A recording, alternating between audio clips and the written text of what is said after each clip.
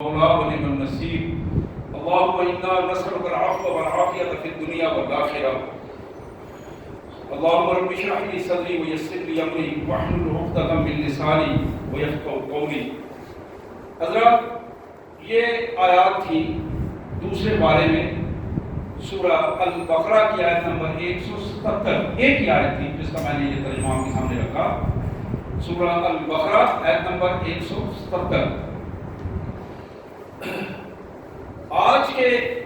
ہماری اس گفتگو مختصر سے وقت میں پوری 6 کی 6 چیزوں کے حوالے سے تو نہیں ہوگی،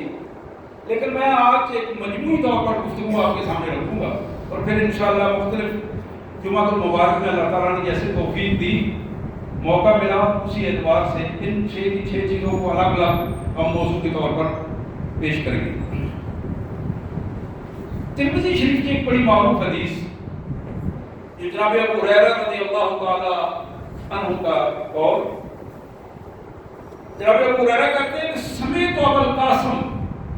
الصادق والمصدوق وهو یقول، میں نے اپنے کانوں سے یہ بات اس ہستی سے سنی ہے جو خود سچے بھی ہیں اور ان کی سچائی کی اللہ نے اور بندوں نے تصدیق بھی کی ہے. بس صادق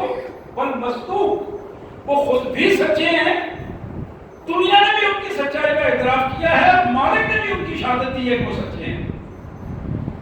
وہ میرے پیارے آقا انہوں نے ارشاد فرمایا، لا تنزع الرحمت الا من شقی. یہ الفاظ ہیں محمد کریم صلی اللہ علیہ وسلم. میں پہلے بھی کہا کرتا ہوں،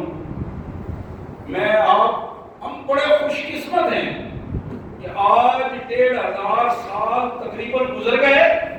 ہم بالکل وہی الفاظ دہرا رہے ہیں جو ہمارے پیارے آقا صلی اللہ علیہ وسلم کی زبان مبارک سے نکلے تھے. اور یہ معمولی بات نہیں، یہ بہت بڑی سعادت ہے. محمد کریم صلی اللہ علیہ وسلم کی زبان مبارک سے نکلے ہوئے الفاظ، وہی مبارک الفاظ آج میں اپنی زبان سے نکال رہا ہوں اور آپ اسی کیفیت میں سن رہے ہیں. میرے آقا صلی اللہ علیہ وسلم نے فرمایا، لا تنزع الرحمت الا من شقی. اللہ اپنی رحمت کو نہیں چھینتے مگر صرف اس آدمی سے جو بدبخت اپنے آپ کو بنا لے، سخت دل بنا لے. بد شقی کہتے ہیں سخت دل انسان جس کے سینے میں جذبات نہ ہو، جس کے اندر انسانوں کے لیے محبت نہ ہو، جس کو دوسروں کے کا احساس نہ رہے، جو دوسروں کی خوشی اور غمی میں اپنے جذبات کو محسوس نہ کرے، اس کو شقی کہتے ہیں.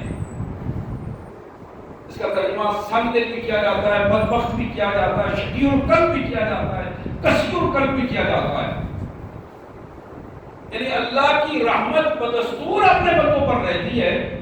لیکن جب بندہ شقی القلب ہو جاتا ہے، سخت دل ہو جاتا ہے، سخت دل ہو جاتا ہے، اپنے آپ کو سخت مزاج بنا لیتا ہے، تو اللہ کی رحمت اس کے دل سے چھین نکال دیا. اور اللہ کی رحمت کا یہ بہت بڑا اظہار ہے کہ بندہ اللہ کی ذات کی اطاعت میں نرم ہو جائے، بندہ محمد رسول اللہ صلی اللہ علیہ وسلم کی محبت میں نرمی اختیار کرے، اور اس زیادہ محبت اور پیار کے جذبات سنت کے مطابق ڈھل جانے میں اسے محسوس ہوں. بندہ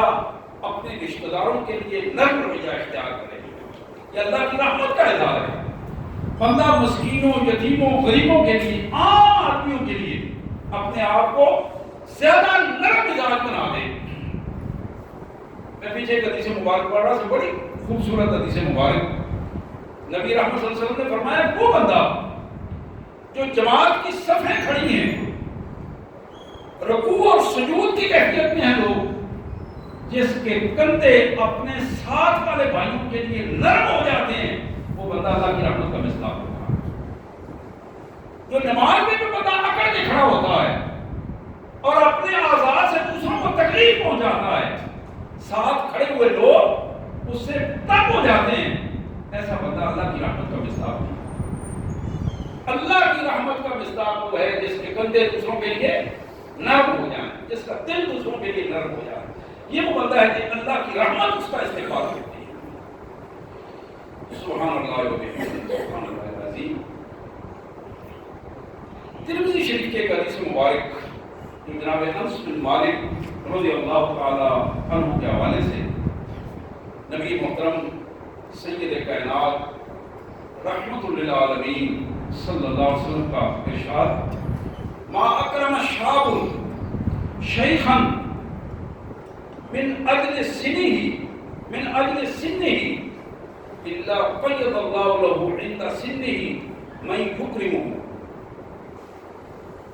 اس حدیث مبارک کے الفاظ کو ذرا توجہ سے سنیے، اور بالخصوص نوجوان بچیاں اور بچے زیادہ توجہ سے اس حدیث مبارک کو سنیں۔ میرے آقا صلی اللہ علیہ وسلم کا فرمان ہے، ما اکرم شاب شیخا من اجل سنہ، جب بھی کوئی نوجوان، کوئی نوعمر بچہ، نوجوان اپنے بڑوں کے احترام میں اپنے آپ کو لگا دیتا ہے، جب بھی کوئی نوجوان بچہ، نوعمر بچہ اپنے آپ کو اپنے بزرگوں، اپنے بڑوں کے خدمت میں لگا دیتا ہے، ان کا احترام کرتا ہے، سفید والوں کا احترام کرتا ہے، اپنے سے بڑے عمر کے اعتبار سے بڑے کا احترام کرتا ہے، اپنے استاد کا احترام کرتا ہے، اپنے بڑے بھائی ماں باپ کا احترام کرتا ہے۔ محمد کریم صلی اللہ علیہ وسلم نے فرمایا، من اجل سنہ، بالخصوص عمر میں جو بڑا ہے اس کے لیے وہ احترام کا رویہ اختیار کرتا ہے۔ قید اللہ له عند سنہ من یکرمہ،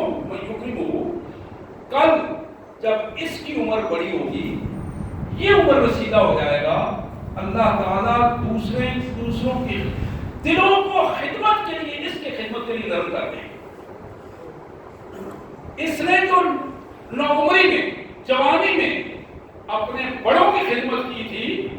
ایسا نہیں ہوگا کہ یہ بڑھاپے میں ذلیل و خوار ہو جائے، اللہ اس کی اس خدمت کو ضائع نہیں کریں گے۔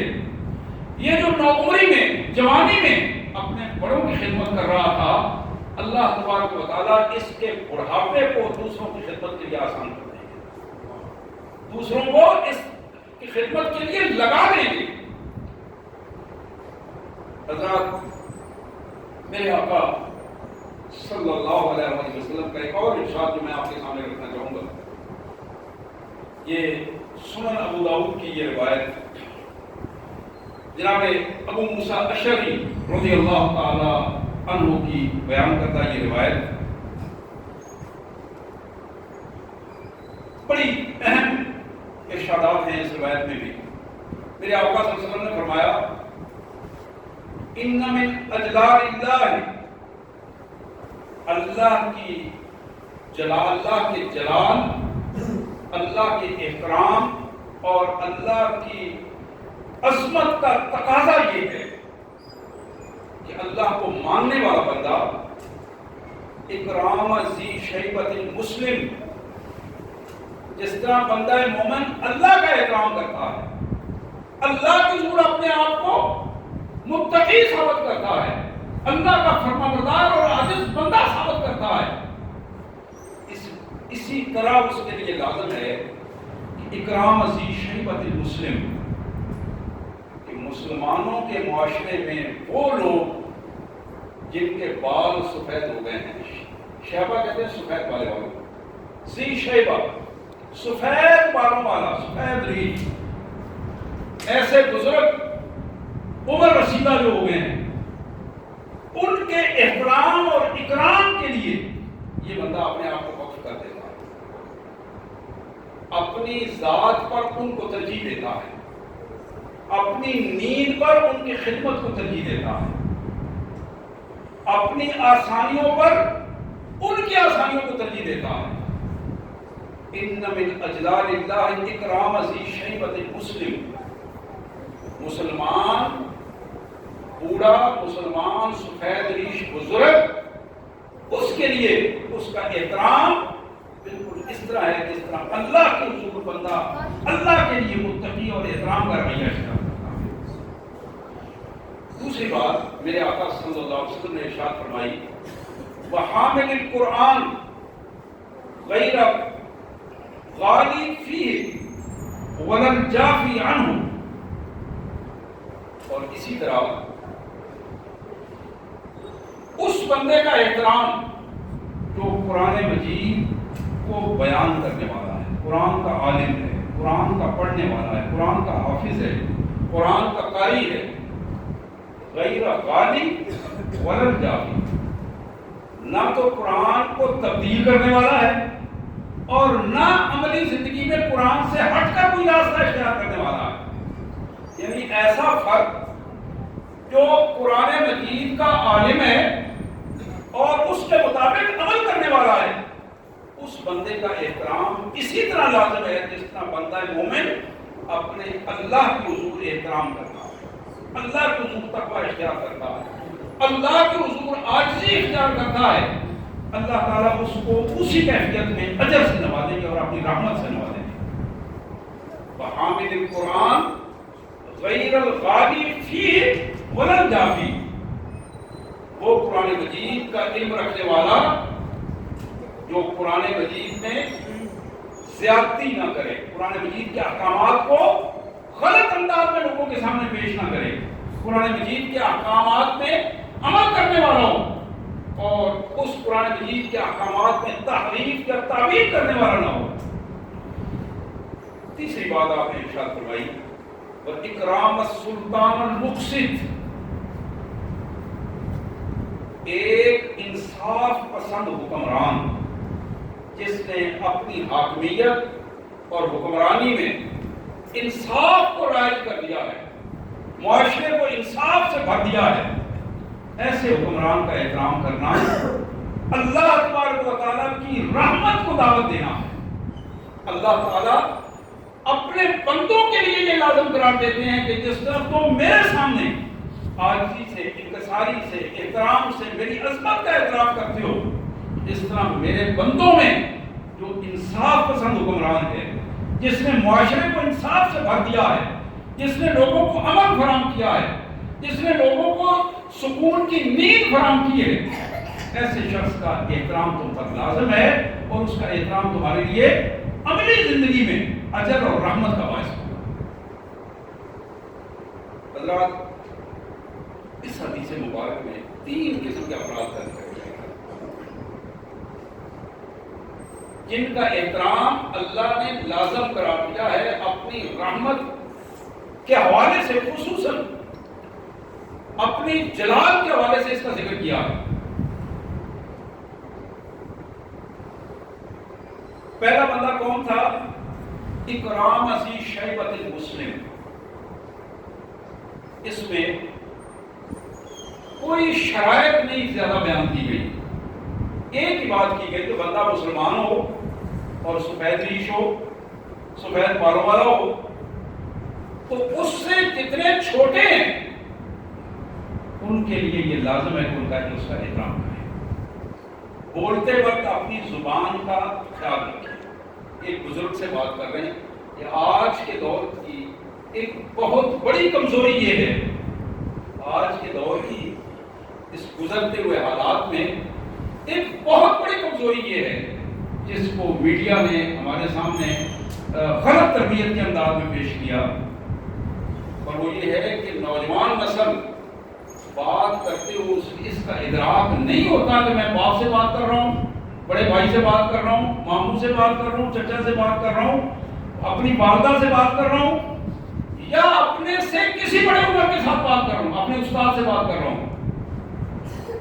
یہ سارے درجات جو اللہ نے اسے احترام کے لیے عطا کیے تھے،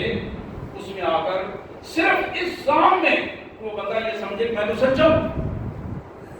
سچائی کا مطلب اسلام نے فتنہ نہیں قرار دیا، سچائی کا مفہوم کبھی یہ نہیں ہے کہ بندہ سچا اور وہ بدتمیز ہو جائے، سچائی کا مطلب بدتمیزی نہیں ہے۔ آپ نے بات کرنی ہے تو اس بات میں شیطان کا طریقہ یہ ہے کہ وہ اتنے کھلے انداز میں بات کرے کہ اگلے کا احترام مجروح ہو جائے. اسلام نے کیا کہا ہے اب آپ اندازہ کر سکتے ہیں. اس پوری کائنات میں محمد کریم صلی اللہ علیہ وسلم سے بڑھ کر کسی کا مرتبہ نہیں ہے. آپ جیسا بھی کسی کا مرتبہ نہیں ہے. آپ جیسا بھی کسی کا مرتبہ نہیں ہے. آپ سید انسانیت ہیں, امام الانبیاء ہیں. پورے انبیاء کرام کی امامت آپ نے مسجد اقصی میں کروائی. یہ بات عملی ثابت ہوئی کہ اللہ تعالیٰ نے آپ کو ایک اہم مرتبہ عطا فرمایا پورے انبیاء پر. لیکن محمد کریم صلی اللہ علیہ وسلم کی عملی پوزیشن یہ تھی کہ جب کوئی سفید ریش بندہ نظر آتا تو آپ اس کے احترام میں اکثر کھڑے ہوتے ہیں, اس کا احترام فرماتے تھے خود سید انسانیت صلی اللہ علیہ وسلم. حضرات میں یہ عرض کر رہا تھا آج بات کرتے ہوئے بعض اوقات اندازہ نہیں رہتا نوجوانوں کو کہ وہ کس کیفیت میں بات کر رہے ہیں. زندگی کا کوئی پتہ نہیں کہ کب بات کی اور اگلے لمحے بات کرنے کا موقع ملے یا نہ ملے. تو یہ بات لازم ہے, میرے لیے بھی اتنی ہے, آپ کے لیے بھی ہے, ہمارے بچوں کے لیے, بھائیوں کے لیے, بچیوں کے لیے, بہنوں کے لیے, کہ ہم اپنی زبان کو کنٹرول کریں, اپنی زبان کو کنٹرول کریں. بات کرتے ہوئے لازماً آداب کا خیال رکھیں. بات اچھے انداز میں کی جا سکتی ہے, سخت سے سخت بات بھی, بڑی سخت بات بھی اچھے لہجے میں کی جا سکتی ہے, لیکن بڑی اچھی بات بھی جب برے لہجے میں کی جائے تو اس کا رزلٹ اچھا نہیں ہوتا. تو یہاں اس کیفیت کو ہمارے سامنے رکھا گیا کہ جب تمہیں احترام کی بات کرنی ہے, بڑے سے بات کرنی ہے, اس پہلو سے اپنے آپ کو, میں بڑی عجیب ایک جگہ پڑھ رہا تھا, آپ میں سے بھی اکثر لوگوں نے پڑھا ہوگا, بڑی خوبصورت بات کہ کسی انسان کا اولاد میں سے اس سے بڑی بدبختی اور تباہی کا موقع نہیں ہے کہ جب بچوں کے رویے کے خوف سے, بچوں کے رویے کے خوف سے کوئی انسان, ماں باپ ان سے اپنی حاجت نہ بیان کر سکے, اپنے بچوں کے رویے کے خوف سے ان کو کوئی کام نہ کہہ سکے, ڈرے کہ میرا بیٹا اس سے جواب کیا دے گا, کیا جواب دے گا, اپنی ضرورت نہ بیان کر سکے, یہ مجھے ضرورت ہے, پیسہ, ضرورت کی کوئی چیز نہ اس کو کہیں, نہ مانگے, اس وجہ سے کہ میرا بیٹا آگے میرے ساتھ بدتمیزی کرے گا. یہ اس بیٹے کے لیے مر جانے اور ڈوب جانے کا مقام ہے. اس کے والدین اس سطح پر اپنے آپ کو لے آئیں. حضرات یہی وہ بنیادی پوزیشن ہے کہ بندہ مومن, اس کا رویہ اخلاق کا رویہ ہے, اس کی زبان کے اعتبار سے, اس کے اعضاء و جوارح کے اعتبار سے, اپنے والدین کے لیے بالخصوص, اپنے قریبی رشتہ داروں کے لیے بالعموم, اور پھر بالعموم اپنے معاشرے میں جو کم از کم اس سے بڑے لوگ ہیں, اور پھر ان سے بھی جو سفید ریش بزرگ ہیں, ان سے بات کرتے ہوئے اپنے اندر حیا کا رویہ. یہ معاشرے میں یورپین کلچر کا ایک معاشرہ ہے کہ آنکھوں میں آنکھیں ڈال کر بات کرو. جب میں نوجوان نسل کو یہ چیز سکھائی جا رہی ہے, آئی کانٹیکٹ رکھو, آنکھوں میں آنکھیں ڈال کر بات کرو. اسلام اس رویے کو درست قرار نہیں دیتا. اسلام یہ کہتا ہے کہ تمہاری نظریں نیچی ہونی چاہیے, بات کرو لیکن آداب کے ساتھ بات کرو. یہ بذات خود ایک بدتمیزی ہے کہ کسی بڑے کے ساتھ اس کیفیت میں بات کی جائے کہ اس کی آنکھوں میں دیکھ کر بات کی جائے. آپ تاریخ پڑھیں گے, حدیث مبارک پڑھیں گے, صحابہ کرام میں بہت سارے صحابی ایسے ہیں جنہوں نے پوری زندگی نگاہ بھر کر محمد رسول اللہ صلی اللہ علیہ وسلم کے چہرے کے اندر کی طرف دیکھ رہی تھی. آپ جب ہجرت کے لیے تشریف لے گئے تو راستے میں وہ بوڑھی خاتون ام معبد, جس کے خیمے میں آپ چند لمحے کے لیے رکے تھے اور بکری کے دو کر اس کا دودھ پیا تھا, بڑا مشہور واقعہ ہے ام بابل کا. پوری حدیث میں بالخصوص ترمذی میں، شمائل ترمذی میں وہی ایک حدیث ہے جو رسول اللہ صلی اللہ علیہ وسلم کے پورے حلیہ مبارک کو بیان کرتی ہے. اس خاتون نے بیان کیا اور صحابہ حیران تھے کہ اللہ کے رسول صلی اللہ علیہ وسلم کے چہرہ انور، آپ کے مبارک جسم کی جو پورے ذہنی خط و خال تھے، اس اماں نے تو ایک ایک چیز بیان کر دی. اور آج تک ہم آپ کے ساتھ تھے، ہمیں اندازہ ہی نہیں ہوا، ہم نے آج تک کھل کر محمد کریم صلی اللہ علیہ وسلم کے ادب کے ساتھ آپ کے چہرہ انور کی طرف دیکھا ہی نہیں. میرے پیارے بھائیوں، اپنے بڑوں سے بات کرتے ہوئے، سفید ریش بزرگوں سے بات کرتے ہوئے، اپنے اندر ادب کا تقاضا اس کو ملحوظ خاطر، خاص کر نوجوان نسل کے لیے یہ بڑی اہم بات ہے کہ اس کیفیت میں معاشرے کے ساتھ، معاشرتی روایات کے ساتھ دوڑتے ہوئے بندہ اپنے آپ کو جہنم کے گہرے کھائیوں میں گرا دے. اس سے بہت بہتر ہے کہ یہ تھوڑی سی زندگی کو کنٹرول کر کے گزارے تاکہ ہمیشہ ہمیشہ کی زندگی اس کے لیے اہم زندگی بن جائے. حضرات، میرے پیارے آقا صلی اللہ علیہ وسلم نے والدین کے لیے بھی ایک بڑے کمال ہدایت ارشاد فرمائی ہے. یہ بہقی شریف کی روایت، جناب ایوب رضی اللہ تعالی عنہ کی یہ روایت، میرے آقا صلی اللہ علیہ وآلہ وسلم ارشاد فرماتے ہیں: ما نحل والد ولدہ من نحل افضل من ادب حسن. کسی باپ کا اولاد کو خوشیاں دینا، تحفہ دینا، تربیت کرنا، اس سے بڑی اور کوئی تحفہ نہیں کہ باپ اپنی اولاد کو بہترین ادب سکھا دے، بولنے کا سلیقہ، اٹھنے بیٹھنے کا سلیقہ اور دین سکھا دے. وہ باپ جس نے اپنی اولاد کو دین سکھایا، خود تربیت کی، ایک ایک چیز کا خیال رکھا، انگلی پکڑ کر اپنے بچوں کو دین کے مطابق لے کے آیا، اللہ کے رسول صلی اللہ علیہ وسلم فرماتے ہیں کہ یہ وہ خوشی ہے جو اس دنیا میں بھی اسے حاصل ہوگی اور آخرت میں بھی اس کی کامیابی کا ذریعہ بنے گی. والدین کے لیے یہ لازم ہے کہ ہم جب بے احتیاطی کرتے ہیں اپنے بچوں کی تربیت میں، بے احتیاطی کرتے ہیں، احتیاط نہیں کرتے، اور باپ اکثر ماں پر چھوڑ دیتے ہیں کہ یہ ماں کا کام ہے. حضرات، پہلے دن سے باپ کا کام ہے کہ اپنی شفقتوں کو اپنے بچوں کے لیے عام کر دے، اور ان شفقتوں میں یہ اہم ترین بات ہے کہ اب ہماری عام جو روٹین کیا ہے کہ ہم پنجاب میں جب بچہ بولنے کے قابل ہوتا ہے،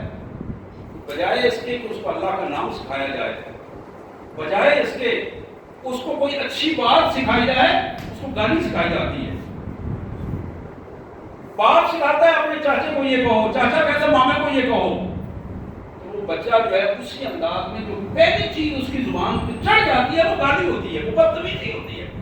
وہ بچہ اپنے بڑوں کے ساتھ اپنی ماں کی گود اور باپ کی گود سے بدتمیزی اور بے حیائی کی کیفیات سیکھتا ہے، وہ الفاظ سیکھتا ہے جو اس کو عام انداز میں نہیں ہوتے.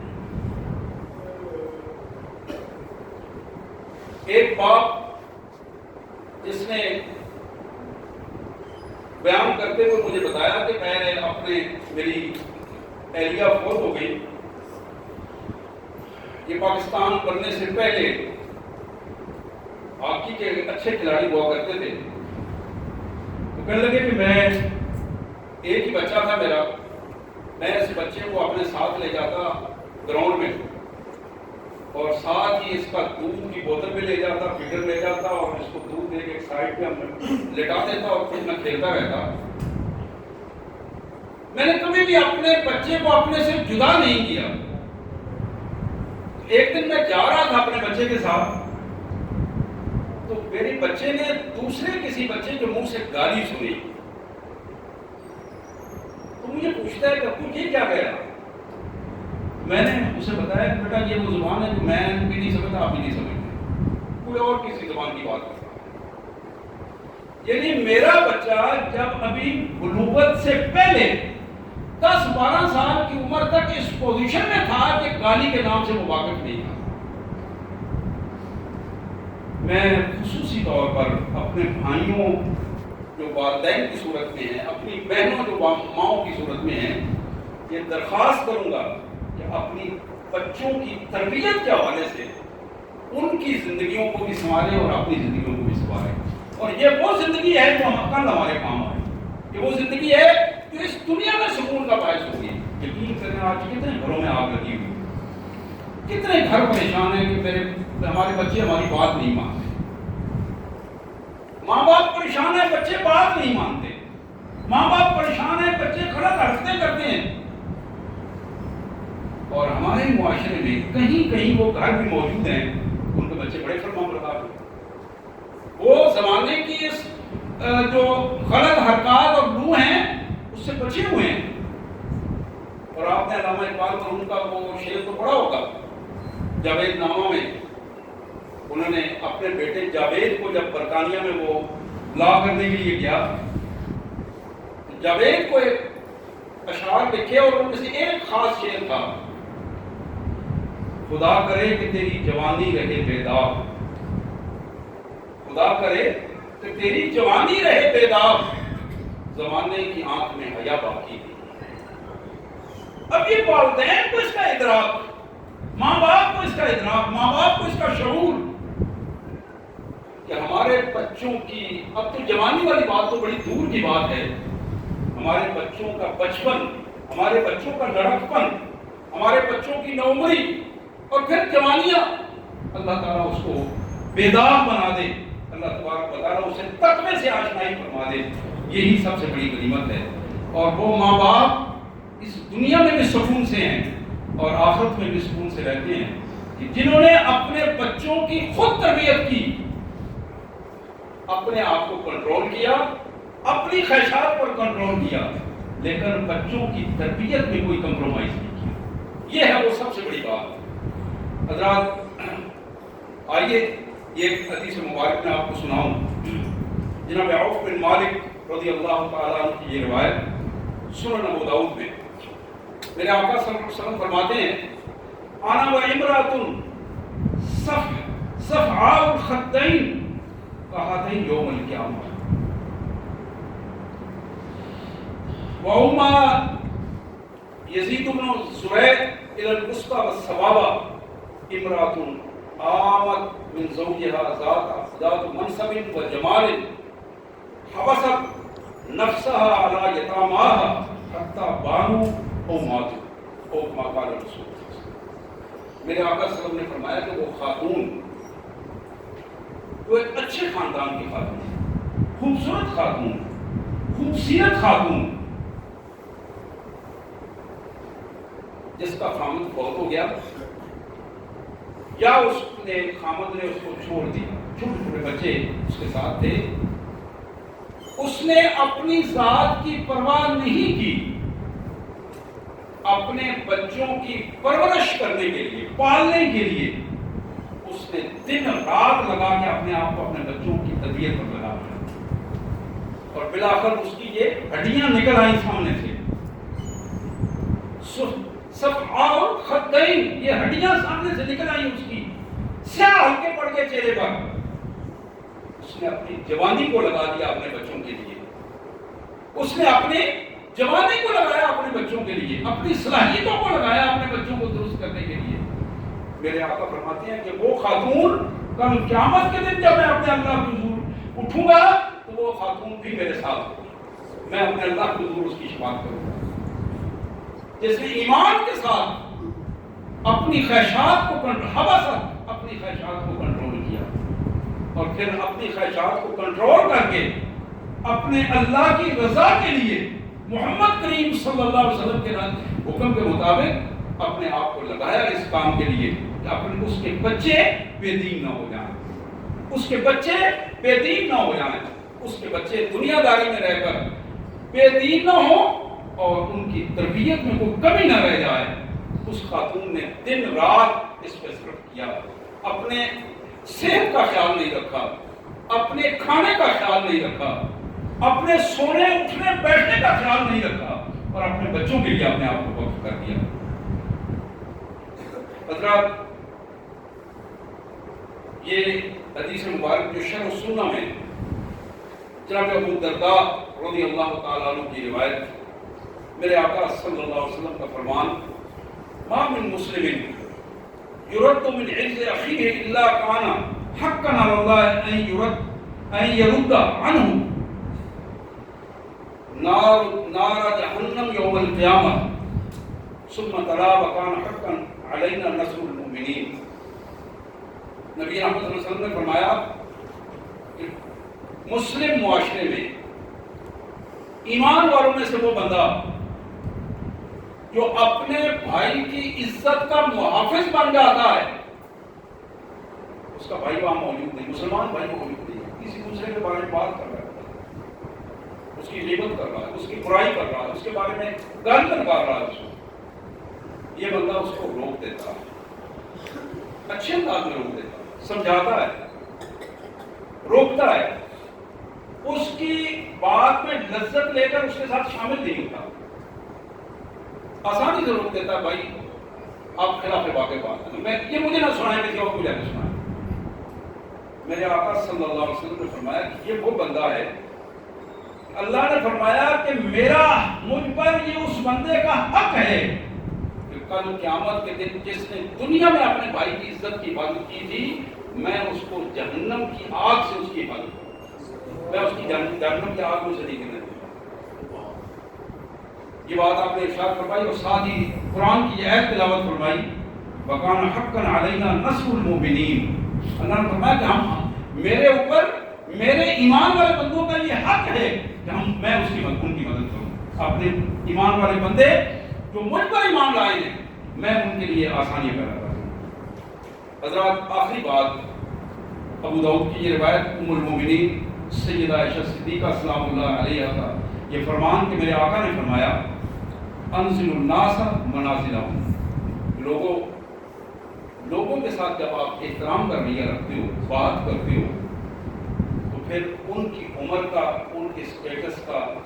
ان کی عزت کا ہمیشہ خیال رکھو۔ جتنا کوئی بڑا ہے اس کو وہ احترام دو، چھوٹا ہے تو اس کو شفقتوں کے ساتھ اس کے ساتھ رویہ رکھو۔ میں اللہ سے دعا کرتا ہوں کہ اللہ تبارک و تعالیٰ ہمیں توفیق عطا فرمائے کہ ہم اس کے فرما بردار بندوں میں بن کر اپنی ذات، اپنے گھر کے ماحول کو، معاشرے میں ایسا ماحول دیں، ایسا باعزت ماحول بنائیں کہ میرے آپ کے بچے اس معاشرے کی کارآمد انسان بن سکے، اور وہ میرے لیے بھی عزت کا باعث ہوں، آپ کے لیے بھی عزت کا باعث ہوں، اور اس دنیا میں بھی ہماری عزت کا باعث ہوں، اور آخرت میں بھی ہم اللہ میں ذلت و رسوائی سے پناہ عطا فرمائے۔ وآخر دعوانا ان الحمد للہ رب العالمین۔